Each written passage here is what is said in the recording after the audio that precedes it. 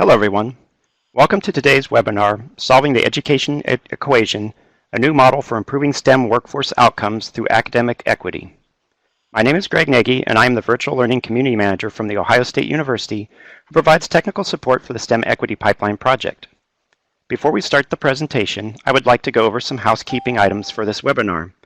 This webinar is scheduled to last roughly 1 hour and is being recorded in order to view this presentation in its entirety later. The recorded webinar will be available in the next few days on the napeequity.org website.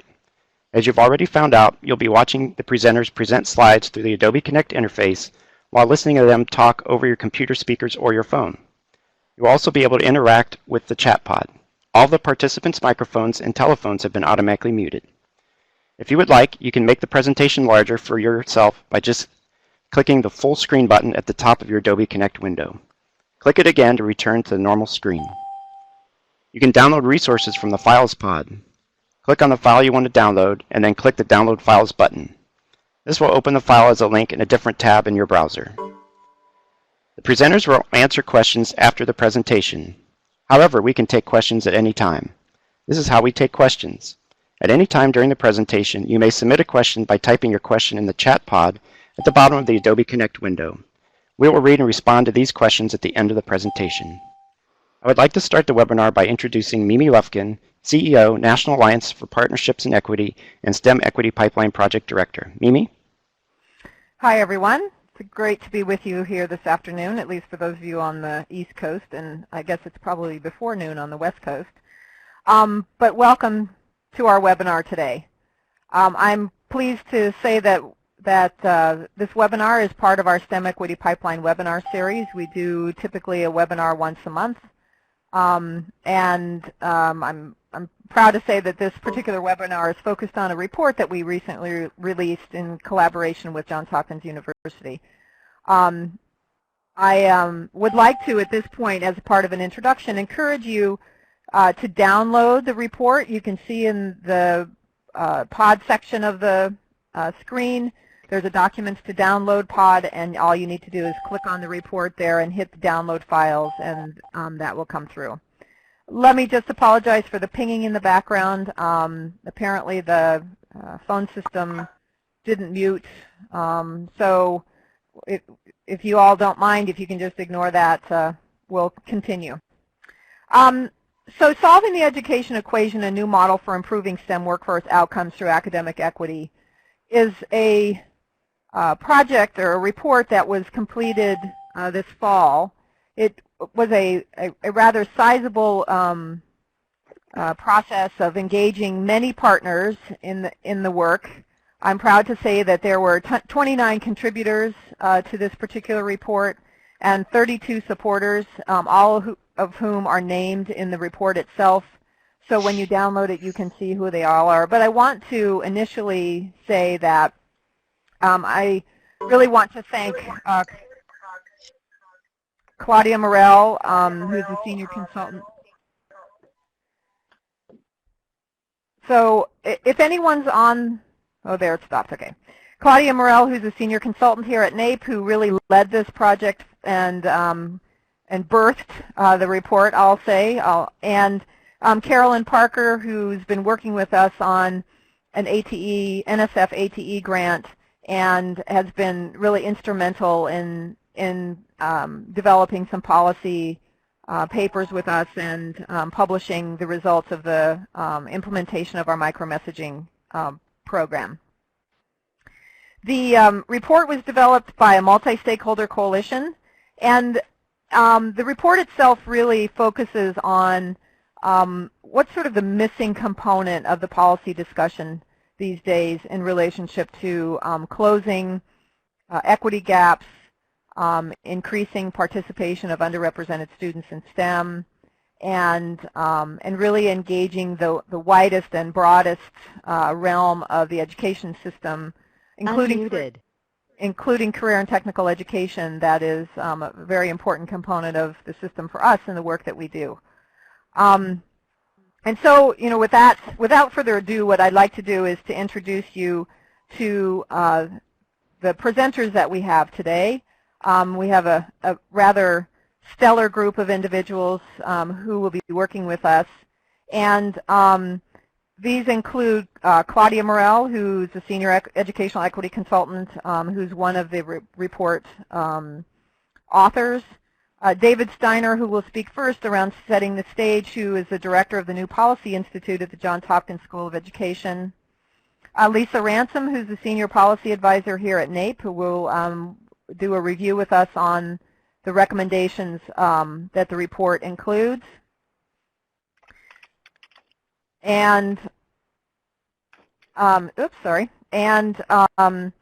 we have, in addition to the report authors and collaborators, we also have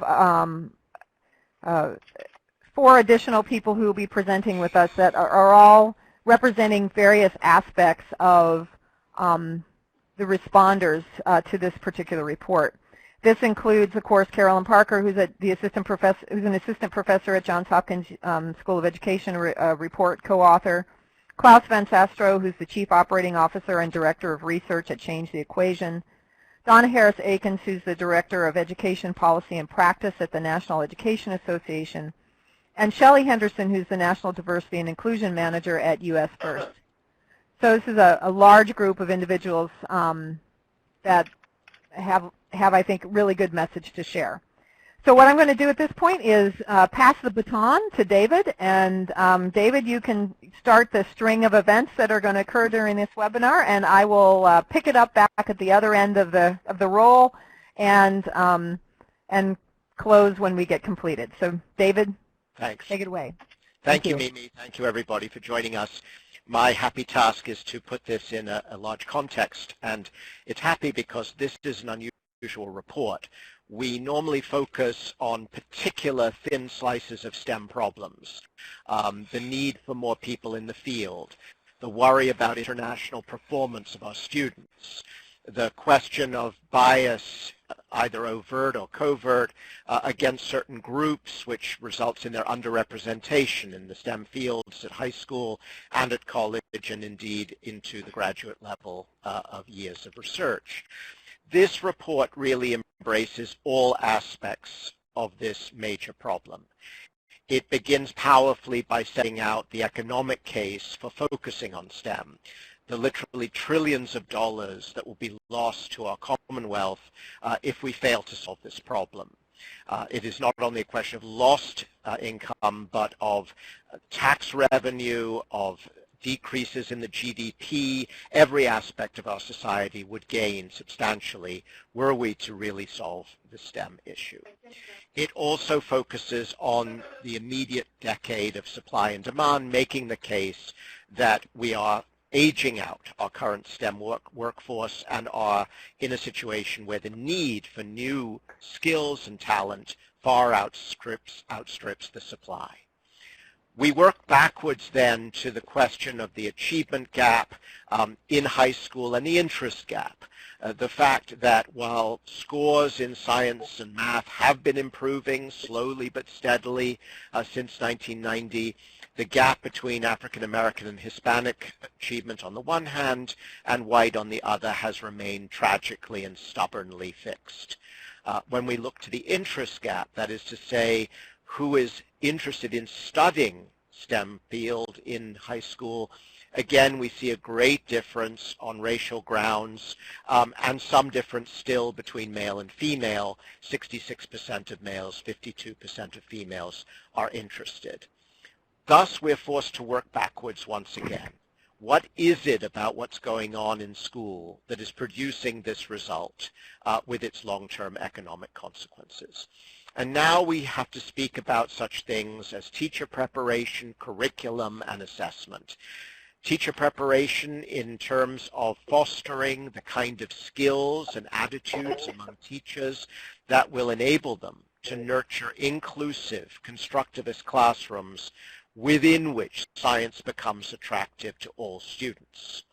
Talking about curriculum, in a country which is heterogeneous, where there is no national curriculum because standards are not curriculum, we need to work hard to create the kind of materials that will excite both teachers and students alike. And in terms of assessment, while even under the new ESSA legislation just passed, The states will have to assess science 3 times during schooling. The nature of those assessments and the requirements of coursework that sustain them are open to question. To give you one example, in New York State, where I served as education commissioner, students had to select one science for a Regents exam, an exit exam, if you will, at high school, and it could be earth science, or it could be biology, it could be physics. There's an enormous difference between studying earth science and studying physics.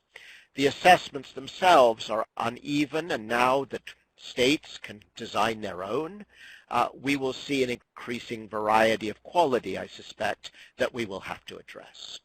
So every aspect of this pipeline, if you will, from the child's early interest, no matter what her race, ethnicity, beliefs, backgrounds may be, all the way through to the sustaining of that interest in high school and into college and beyond, and I do stress beyond, where under the PhD statistics we still see a huge overrepresentation of non-Americans.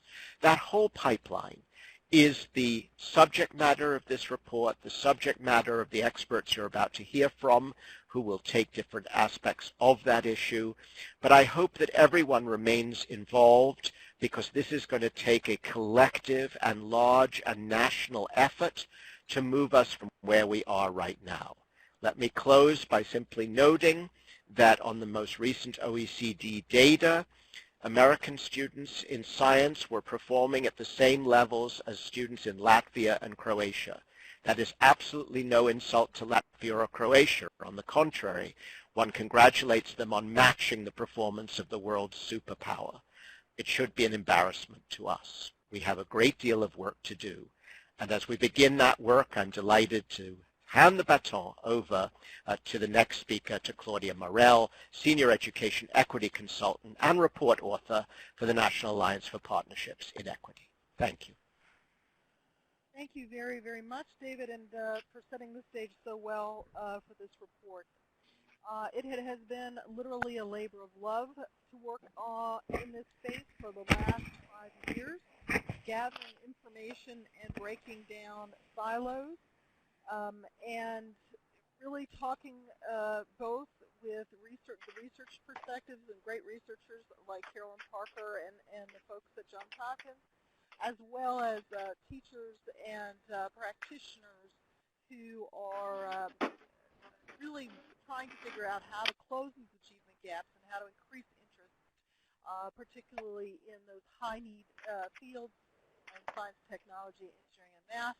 Of course, I want to make sure that we're calling out technical education, as there is such a broad need of technical expertise to address the many issues of that this country faces today. We talk about terrorism, we talk about global warming. Everywhere we look, we see a demand for strong STEM workforce. So how do we get there? And that's been my question, as I said, over the last number of years. And gathering that information from interested folks that talked about at the beginning of this presentation has been truly insightful as well as a pleasure. I will say that one of the key pieces that has become really clear is that this country, in terms of educational policy, has been focused on creating opportunities in terms of a quality of education, getting the highest standard teachers for every student, getting the best resources for every student, the best schools for every student. And while that is absolutely right, Claudia? yes. This is Freda Walker. Can you speak up? Some people are having trouble hearing, or get closer to your mic. Thank you. Yes. Does that work better? Can you hear I me think now? it could be better. I'll see what people will start saying. Okay. But I can hear you better now. Multiple attendees are typing. It's much better, they say. Okay. So just speak right up and close to the boom. Thank you.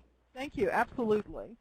And so actually this is a good point for the next slide. I think you have a slide on the education equation. Okay. So what we found over the last number of years is that there's been a true focus on really critical elements to quality education. Providing teacher the best content knowledge and pedagogical skills. Nobody would argue that that isn't critically important, and we understand that. We also understand that quality resources for every student is an essential element to establishing a highly educated student and a strong workforce. And the disparity in resources has been a concern for decades, for centuries. And it's something we need to continue to struggle with. A third piece that has become even more meaningful over the last few decades is the importance of high-quality assessments. Not just assessment for assessment's sake, but making sure we're really taking the time to look at and to measure and to value how well our educational system is working for our teachers and our students, and for all of us, frankly. But what we haven't done enough from the work and the research that I've done is that we haven't spent enough time understanding the students that are walking into our classrooms, and the changing diversity of students and their needs, and the cultural differences that we are not effectively preparing teachers to address. And this may be for a couple of reasons.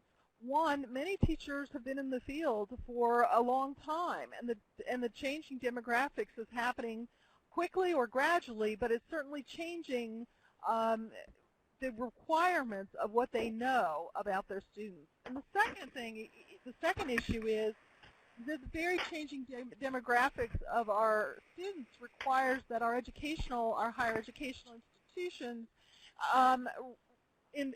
take even greater time and more effort to help teachers prepare for going into classrooms where they've got such a diversity of students.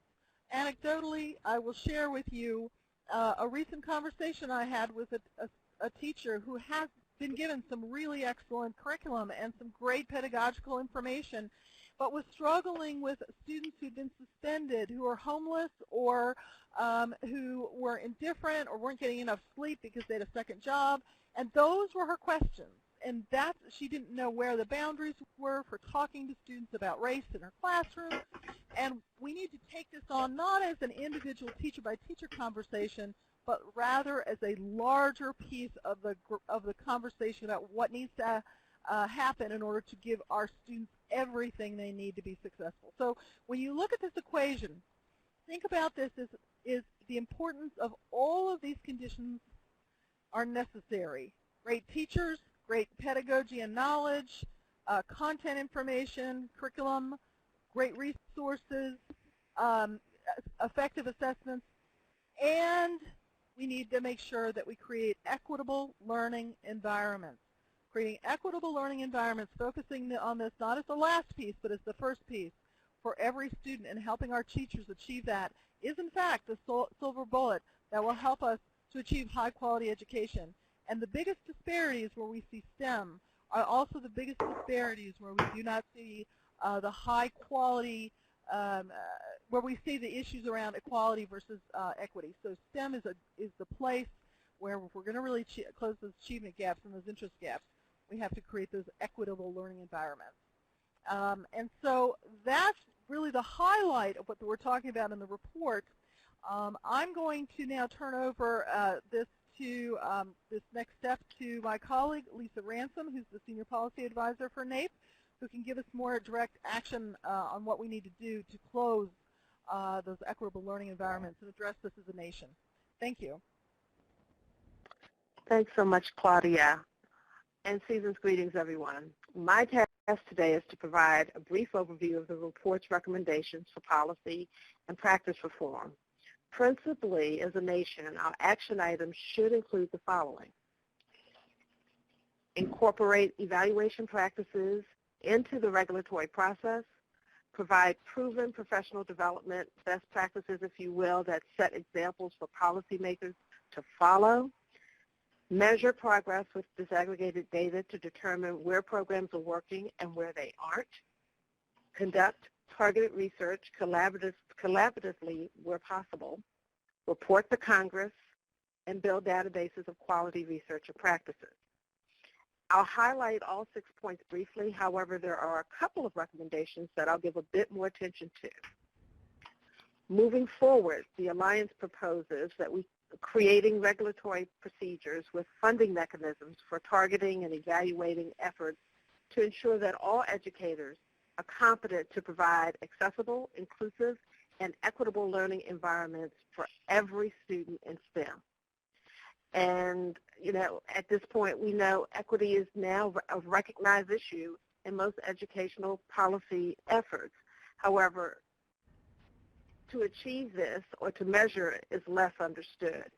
So we're asking schools, or we're looking at schools, school district leaders to be responsible for educational policies. They need for their own training to better understand access, equity, and diversity, and should take responsibility and be held accountable for closing the achievement gap and interest gap among all students. Point number 2, and this is one that I'm going to pay a little more attention to, would be working with policy-making authorities to expand the standard for highly qualified educators to include the ability to provide an equitable learning environment for every student in STEM. We also want to see support for local and state education agencies, accredited schools of education, technical assistance organizations, and education practitioners to provide professional learning so that every educator achieves the higher standard. To drill down a bit more, problem-based learning and engineering design programs are being successfully infused into the classroom as a means to better engage all students and improve critical thinking skills, collaboration, and problem solving. Unless education is viewed through a culturally competent lens, traditional and innovative methods to educate students will be ineffective for underrepresented students, and STEM pathways to college and careers will remain leaky or clogged for all students. Evidence strongly indicates improving classroom equity using culturally sensitive communication that conveys genuine caring and expectations can directly impact student outcomes. Only through equitable classroom experiences can every student meet the highest standard of achievement. Until current and future educators are provided the knowledge, tools, resources, time, processes, and incentives required to build, excuse me guys, technology is interesting, to build learning environments in their school and classrooms, they will never be fully equipped to provide every student with what they need for success in post-secondary education and or STEM careers. We encourage you, this is an action item, we encourage you to work with your internal and external partners to help build capacity by implementing professional development in your jurisdiction. Point number 3, and this is another one where I'm going to pay a little bit more attention because there's an action item at the end.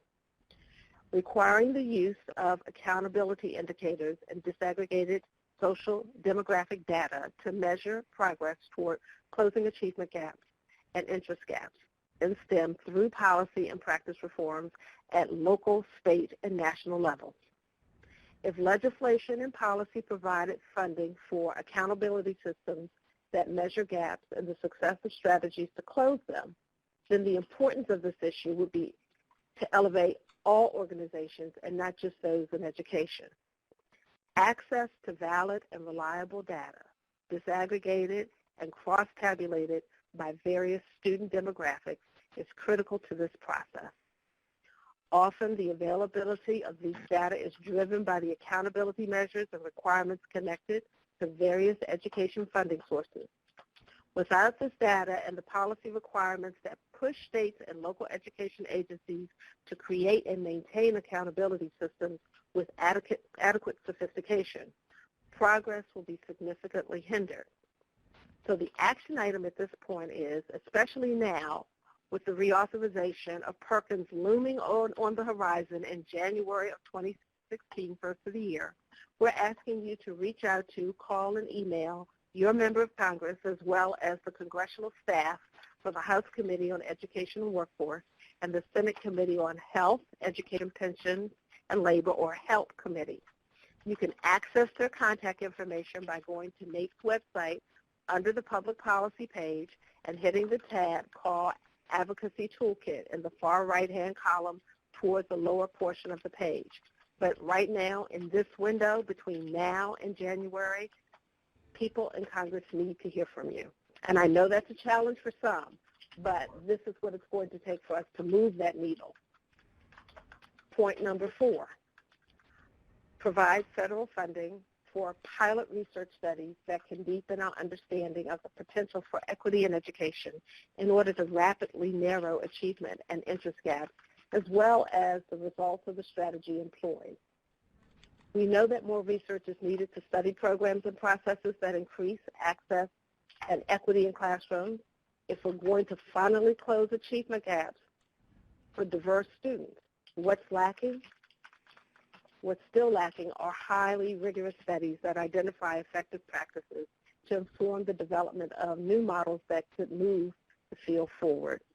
Federal agencies like the Department of Education and the National Science Foundation and the Department of Labor, among others, should continue to encourage new research, model building, testing, and dissemination that informs efforts on behalf of students and workers.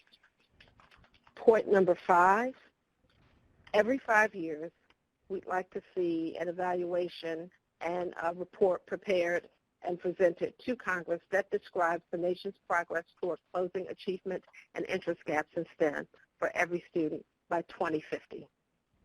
Much like, let's say this, in September 2000, the Congressional Committee on the Advancement of Women and Minorities in Science, Engineering, Technology Development released a report highlighting the importance of focusing on women, minority, and persons with disabilities as a means to develop a strong STEM workforce. Much like the Congressional Commission on the Advancement of Women and Minorities, we're proposing that an independent body be charged with carefully monitoring and evaluating the efforts to close the gaps, as well as with high-level reporting out the results every 5 years. Then we as a nation will have the tools and time required to measure the progress and correct the course as needed. And finally, point number 6, work collaboratively with nonprofits and minority-serving institutions that purposefully serve low-income and first-generation college students to build and connect databases that host quality research and practice to broaden our understanding of accessible and equitable learning environments that ensure that every student in STEM is STEM proficient. We hope that this brief overview provides a foundation for action around policy recommendations that moves us forward.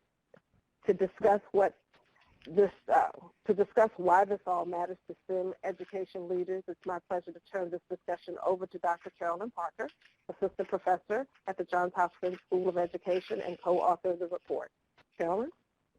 Good afternoon, everyone. It's a pleasure to be with you, and it was a pleasure to work with Claudia and NAEP on this report. As Claudia said, it was a labor of love. I've been asked to talk about why this report is important for STEM educators. And I think this report is very important because it not only focuses on gender, which historically, if you look back through the literature, we've had a real focus on gender, but it talks about the importance of focusing on the intersectionality of gender, race, ethnicity, and really looking at our society more holistically. A lot of our studies, and I applaud large-scale studies that have large sample sizes that disaggregate to race and ethnicity, they have a real value, but they also have a limited value. We really need to focus and better understand the students who come to us with different backgrounds and get a better understanding of what students bring as far as interest, attitude, and knowledge around STEM, and really work to meet the needs of individual, unique students.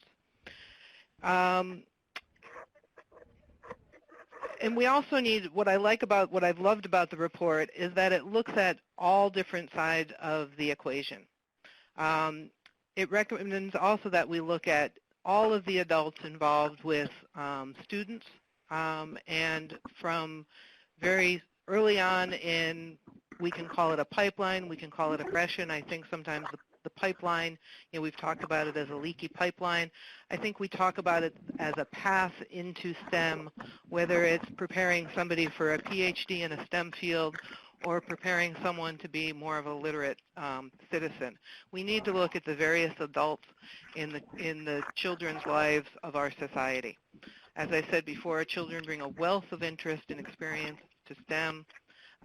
We need to capture this interest and expertise, and we need to offer a culturally sensitive community, working with caregivers, working with preschool educators, all the way up through the university level, to make STEM curriculum culturally relevant and an inclusive pedagogy in all classrooms.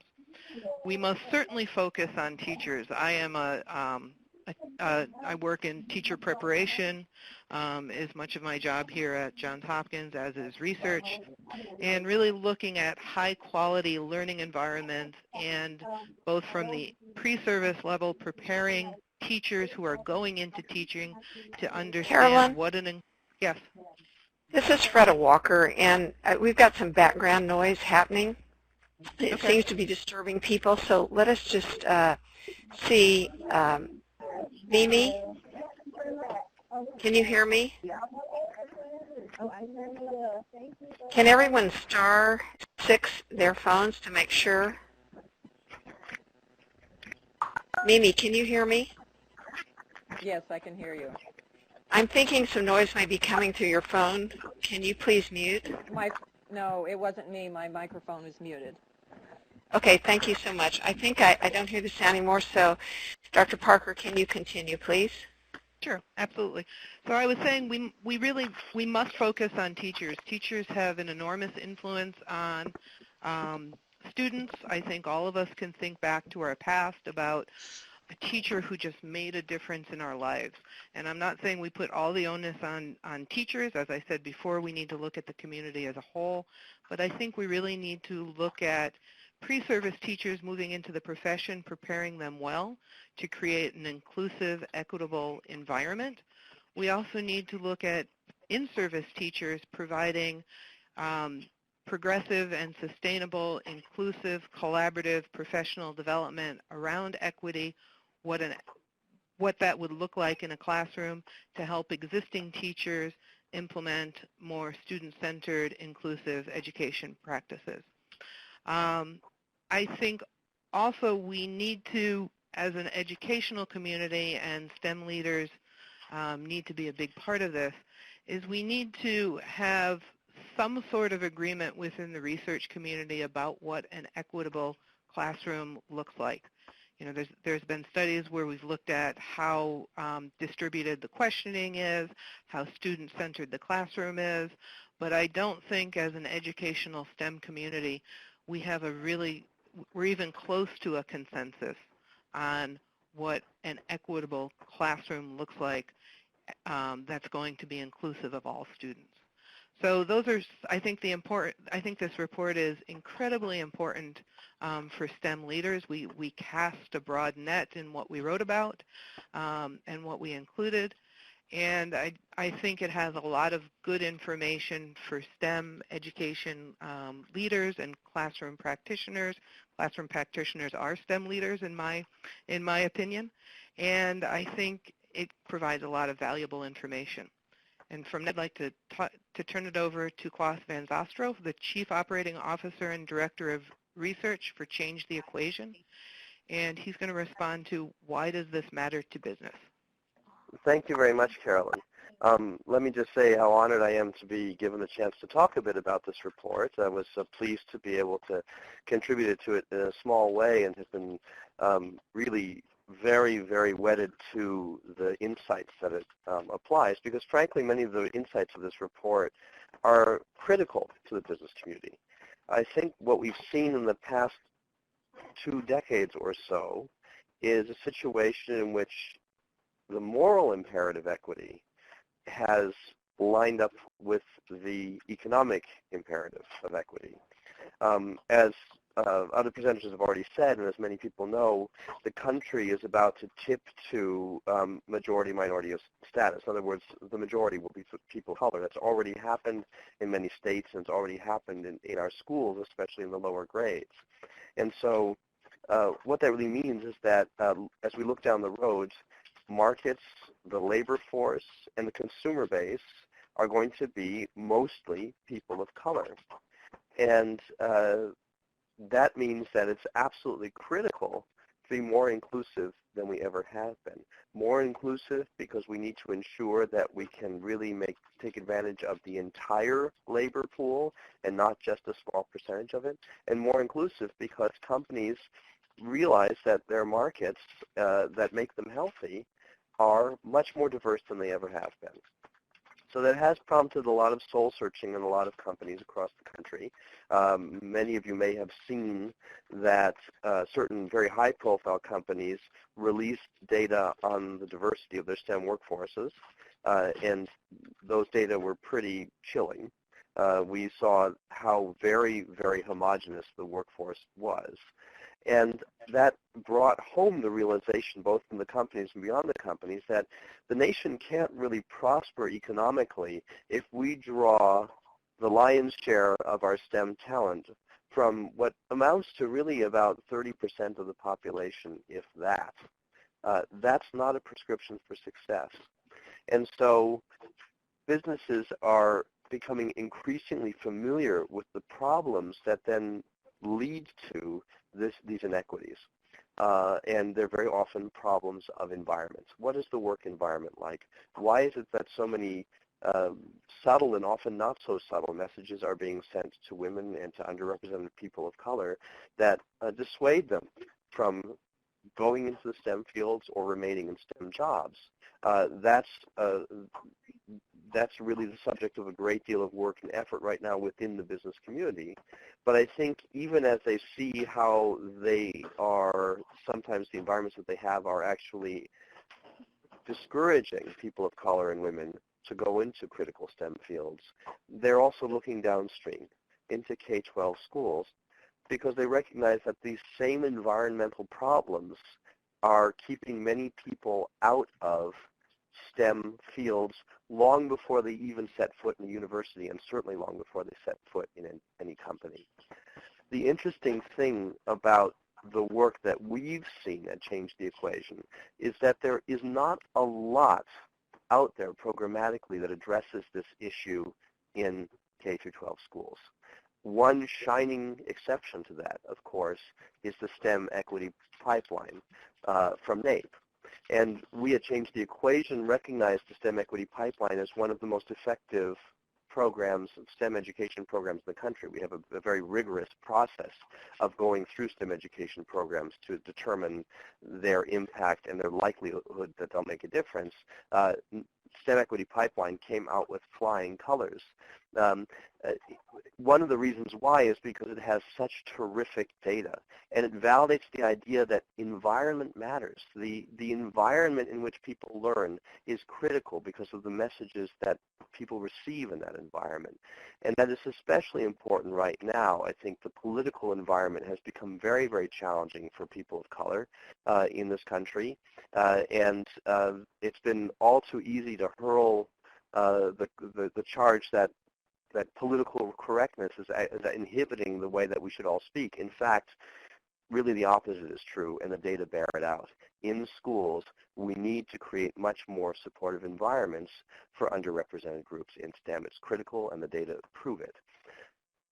So I'll just conclude to say that we know as a nation right now through our history that our strength is in diversity. The history has amply borne out the fact that every single wave of new immigrants to this country has brought new waves of innovation, new ways of thinking, and a great deal of power to the economy, as well as to power to the culture. That, I think, in many ways is the general ethos behind the work that NAEP has been doing and the work that people in the business community feel should be happening in schools across the country. So this is a very critical and timely approach. So with that, let me conclude my remarks and pass the baton to Donna Harris-Akins, who's the Director of Education Policy and Practice at NEA, the National Education Association. Thanks, Klaus, and hello, everyone. So I first want to say that this report was groundbreaking because the piece around equity is not something that we all discuss every time we discuss a STEM issue. And it is key.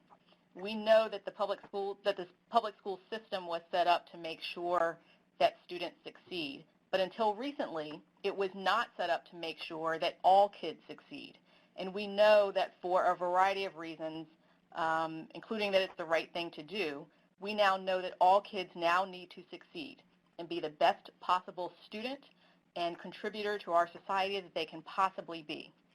So we know that math and science education provides girls and students of color with access to opportunities and employment opportunities that they have not necessarily had access to before. We know that what we want to have happen is that all students have an equal chance of learning in all of the subjects, including STEM subjects, that they have an equally high learning and academic expectations communicated to them, and that equal opportunities and encouragement to participate and achieve in courses that prepare them for further education and a much wider range of career choices that have been available to them before. So part of getting to that point is making sure that we have educators who are prepared to support students in that goal. And so starting with the youngest students, we know we need to make sure that elementary school teachers and other staff in the elementary schools, and certainly preschool for that matter, have access to a much more robust preparation program in science and math, and that we are promoting both subject matter mastery and skills in teaching students. This cannot be an either-or proposition. The educators who are teaching our students today need to be able to not only teach kids, but have a mastery of the subject matter that they are teaching them. The other issue is that STEM content changes rapidly, as we all know, and educators, not just teachers, but all of the educators who are supporting students need and deserve professional development that helps them develop their content knowledge along the way so that they can continue to engage students in new STEM technologies and make sure that the latest and greatest information is available to everyone in their schools.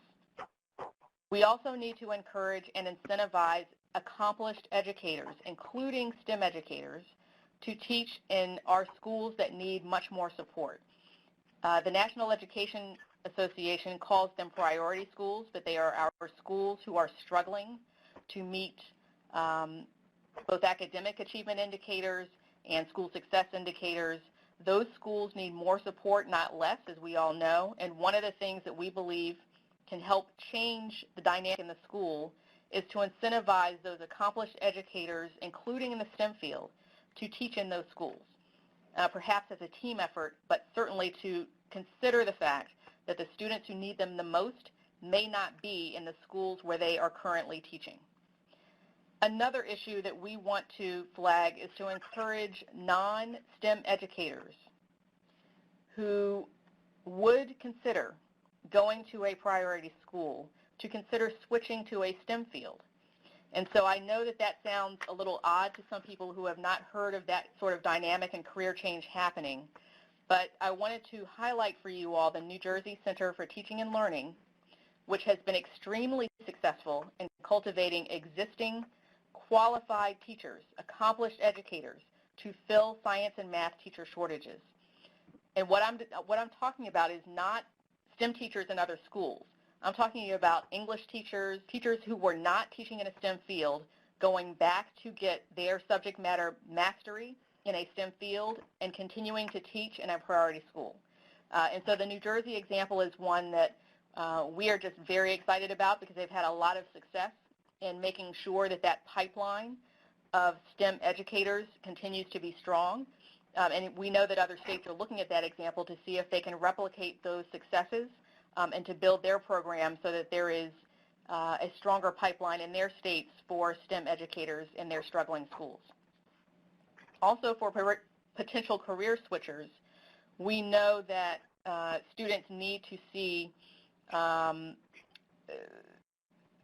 the application of their subject that they are learning. And so I'm glad that today's webinar includes not just educators and not just business representatives, but that we are in this conversation together, because it's only with that interplay of education and business and workforce and higher ed that we can make sure that what we are teaching in the K-12 system, or I should say the preschool through K-12 system, is aligned with what the workforce needs and is aligned with what is needed in the higher education system to make sure that we are creating for students a seamless way to continue learning about STEM fields and to prepare themselves for the opportunities of the future. So I will now turn it over to Shelley Henderson for the next piece of the webinar. Thank you.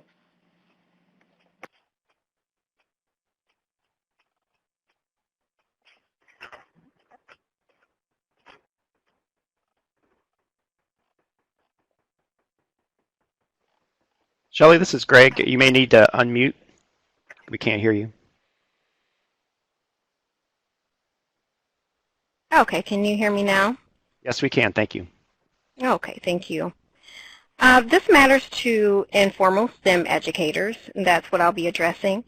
First, let me tell you who I am and who I represent. I'm Shelley Henderson again, the National Diversity and Inclusion Manager at FIRST. We are pleased to have been extended this opportunity. FIRST is a national nonprofit serving about 400,000 participants K-12 all around the world, so including this country and 80 or so others. FIRST was started about 25 years ago with a mission to inspire youth to become STEM professionals and leaders. We do this every day through four programs: First LEGO League Junior, which serves K-3, First LEGO League, which serves for grades 4 through 8, First Tech Challenge, serving grades 7 through high school, and our oldest program, First Robotics Competition, which serves grades 9 through 12. Teams with us across this progression of programs, working with their coaches and mentors who actually happen to be school teachers or STEM professionals, work together using an annual science-based or robotics challenge. So why does this report and its content matter to informal STEM educators like the community-based coaches and mentors at FIRST? Well, we know that school agers spend only about 20% of their waking hours in school, so the other 80% is spent outside of school. Young people can discover their passions. Hello? Okay. We know that our young people can discover their passions and pick up new skills as they explore their world in these non-school hours. So to allow for the level of exposure and experiences needed to develop fluency in STEM, we must ensure that all of our communities, offer ways for students to engage with these subjects in multiple and varied ways and in different places and spaces. These could be after-school programs, museums, zoos, aquariums, and science centers, places where you'll find FIRST to increase the opportunities for them to get immersed in these important subjects. As we read through the report, we were struck with how relevant the content was for FIRST and other STEM programs like ours. The report really lines up well to some of the work we're doing at FIRST and also articulates the problem well, possible solutions and recommendations in the context of education equity, something that we started looking at ourselves. It is actually why I was brought on board in my role this past September. The goals identified in the report of increasing STEM literacy and closing the achievement gap for all U.S. students and increasing the number of students in STEM, particularly young women and people of color, are very similar actually to FIRST's goals of increasing STEM interest and skills, 21st century skills, and increasing the number of youth who pursue STEM education and careers. So this report is particularly relevant and important to FIRST and our constituents, I can say.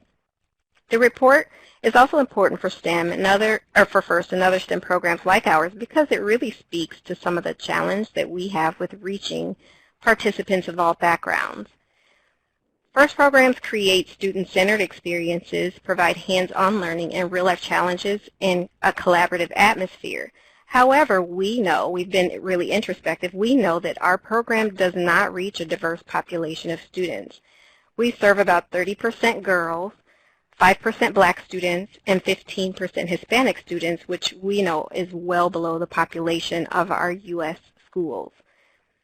So prior to me coming on board, a small group of folks at first spent the last year researching the barriers, challenges, successes, and some best practices in promoting diversity and inclusion in STEM programs. Two of our major takeaways from this work was the need to be really intentional about our work, and that the need for training in equity and inclusion really is critical to the change that we want to see. This report does echo much of what we've learned over the last year, and the recommendations, again, are highly relevant for us. Our evaluation data shows that the overwhelming majority of youth in our programs, in FIRST programs, have positive gains in STEM and 21st century skills when they participate in our program. So for me in my role, this report really helps articulate the need for making sure that all of our students, regardless of gender, race, ethnicity, income, and even disability, have the opportunity to participate and develop their interests and not be dissuaded due to lack of access to our programs or other negative micro-messages while they're there. I think organizations like FIRST can help implement the recommendations in this report by really taking a hard look at their own goals and priorities.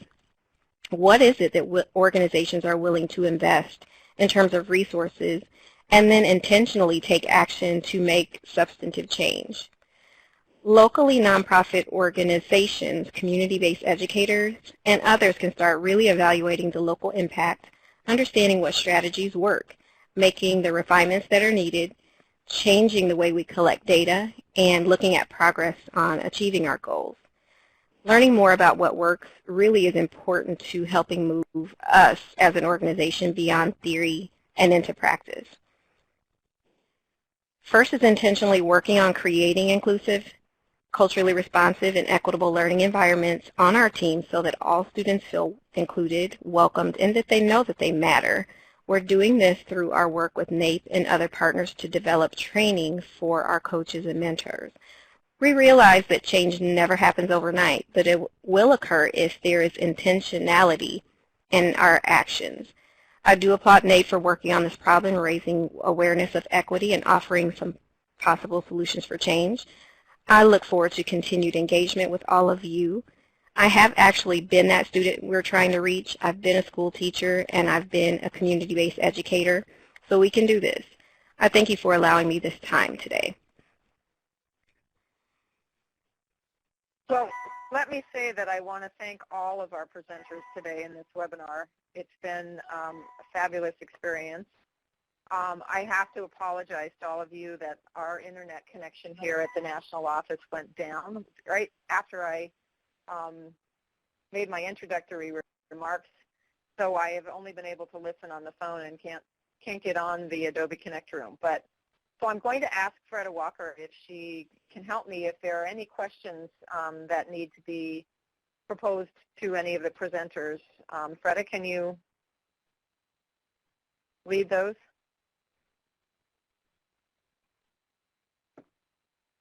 Mimi, can you hear me? Can you hear me? I can hear you, but can you hear me? Yes, I can, and here we go. Our first question came from New Mexico Highlands. They want to know, are there specific examples for the recommendations that are in the report? So let me just make one comment, and then it sounds like I heard a voice in the background. There might be someone else who wants to address this. If you take a look at the 6 recommendations that are in the report, and Lisa Ransom mentioned 2 of them most specifically. One really focusing on providing the type of professional development that Shelley alluded to, for example, and that also Carolyn and Donna were talking about in terms of building capacity for educators. That kind of activity and focusing on equity and the creation of equitable learning environments for students will begin to heighten teachers' awareness and then eventually build their capacity to implement research-based strategies.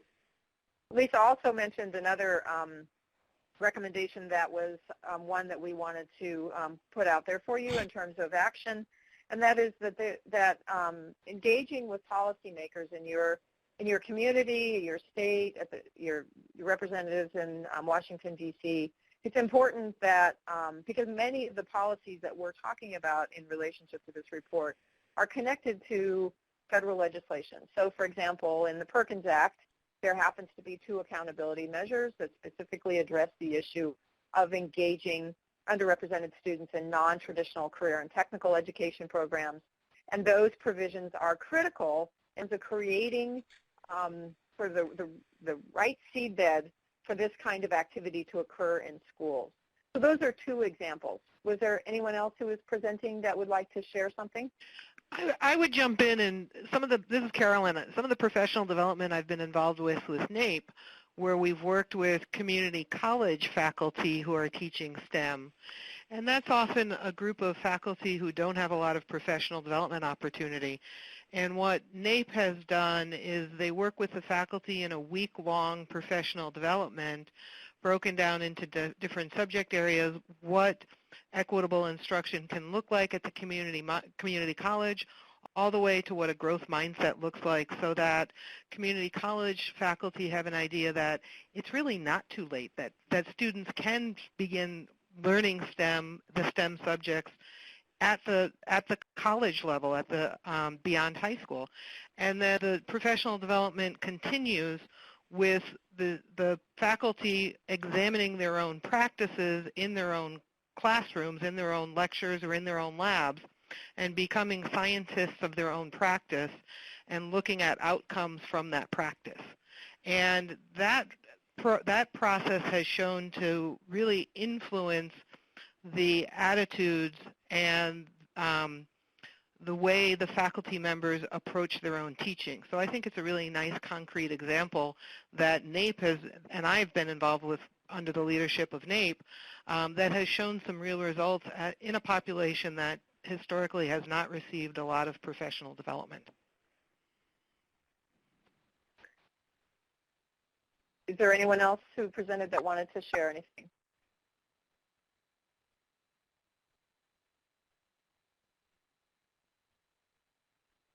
So, Freda, do we have any other questions?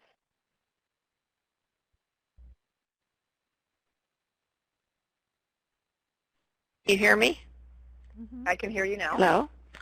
Okay, here is the next question from Linda. How is creativity and the arts being folded into STEM? Has research been done on the roles of school counselors in students going into and being successful in STEM fields? So is there anyone in the team that wants to address the STEAM question first before we bounce to counselors? This is Claudia. Can you hear me? Yep, I can hear you, Claudia. Okay, great. So I think it's an interesting question in that what has happened in our educational system is we've sort of compartmentalized education into different, classes. The whole idea of science, technology, engineering, and mathematics, not including art, the humanities, or social sciences, is, I think, a mistake. When we talk about, the importance of social skills, of workplace skills, I think that's all really interconnected. When we think about innovation, I mean, that is really artistic creativity. I think that what we're saying is let's build on all these wonderful gifts of art and creativity and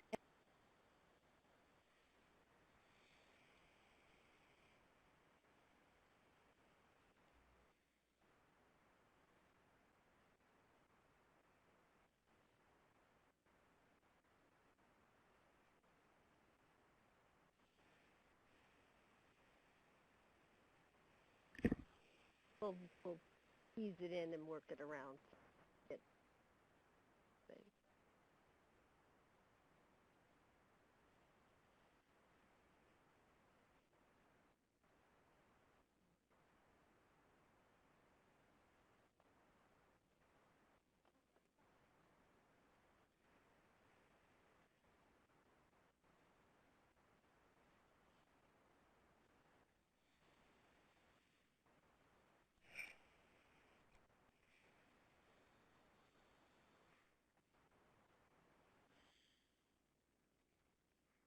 Thank you, Claudia.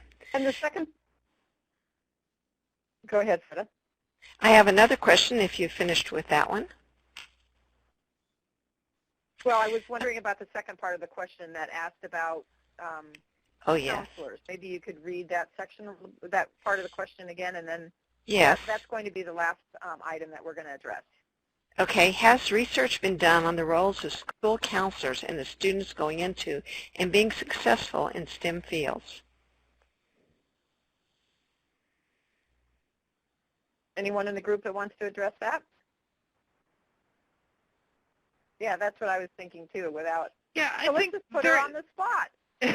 There has been some research. We have a strong school counseling program here at Hopkins who has looked at more generally the role of counselors in college and career readiness. Cheryl Holcomb-McCoy has done some of the work around that. We actually put together an IES grant looking at wanting to get counselors more involved because they are very much part of the pipeline in recommending students and where they go to school, what they major in, things like that. So there is some research out there. It's a very important role, particularly at the high school level, even as early as the middle school level, to make sure that kids get recommended and get put into algebra by ninth grade. If kids don't have algebra by ninth grade, they really can't. They don't have the opportunity to take higher level mathematics classes that are going to prepare them for high, STEM fields later on. So there is some good research out there. The counselors are imperative in this whole process. We often talk teachers, but the counselors are as important as the teachers. And Carolyn, I'll sort of reiterate what you're saying more anecdotally in the work that we do with counselors, because we have in the STEM Equity Pipeline suite of professional development we have a series of trainings that we do specifically for counselors and how to talk about and strategies for engaging students to increase their interest in STEM and potential engagement. And I will say that counselors play a critical role in this process of really helping students do career exploration in the creation of their, in many states now, requirements around individual graduation plans and ensuring that they're on the proper track in relationship to the course work that they need to take, and also giving them the right kinds of work-based learning experiences that really can build their self-efficacy about STEM. So their counselors are really important. And also accessing after-school programs and informal learning like U.S. First programs, for example. Many times those recommendations are made through and counselors do a lot of promotion of those kinds of activities. So very, very critical. Very critical point. Well, thank you, Mimi. I want to thank all of you. You're welcome. I just want to say, Mimi, you can't see this, but people are sharing some resources in the chat function. And in particular, people are interested in equitable learning instruction and what resources there are. So if you have some of those, please continue to chat and share them. And Mimi, you can draw your conclusions now. Okay, thank you. So in closing up this webinar, we could have this conversation, I know, for hours. There's lots of really, really good thought on the call, and I think that this is just the beginning. So what we would like to encourage you to do, those of you who participated today, was one, please feel free to disseminate the report widely amongst your colleagues, policymakers in your community, administrators at your school, anywhere, school boards, etc., and share that information with them. Again, you can download it on our website. There's a link that's in the link box that should be up on your screen, and please feel free to access that on our website. Secondly, again, sort of highlighting the two policy recommendations that were, the gauntlet was placed in front of you. One is to reach out to your policymakers, especially members of the House Education and Workforce Committee and the Senate Health Committee, and encouraging them to consider equity as they begin to work on the Perkins reauthorization. recommendations that will be coming down in January. The committee's beginning to draft language, et cetera. So anything you can share about the work that you're doing with legislators will begin to make this a much more real aspect for them, and that they would understand how important it is that provisions in Perkins continue to be retained, that really help us take a look at equity broadly across all special population groups, in addition to race and gender in CTE. And also if you're in a position where you have influence around the professional development that's implemented in your schools or in your communities, please feel free to contact us. We'd be happy to talk with you about any kind of engagement that we can do to help bring the research-based strategies around the creation of equitable learning environments to you. So again, I want to thank you all very much. I'm going to pass the baton again now to Greg Nagy and give him the opportunity to do our little closing housekeeping. And again, let me thank all of the presenters today, David and Claudia, Lisa, Carolyn, Klaus, Donna, and Shelley. I really appreciate your involvement, and thank you again for the support of this report, and I know this is just the beginning of lots of really good work. Okay, thank you, Mimi. So thank you everyone for joining today. Remember, this webinar will be available by going to the URL www.napeequity.org/professional-development/webinars. This will take you to the NAEP Equity website, where the webinar archive will be available in the next day or two. For the live and archived webinar, I have put up a short survey in a tab in your web browser. Please complete this for us now. If you don't have time now, you'll be sent an email with the link to the survey to fill it out later. For the archived webinar, also please refer back to your registration email with the link to the survey. Thank you, everyone. This is the end of the webinar.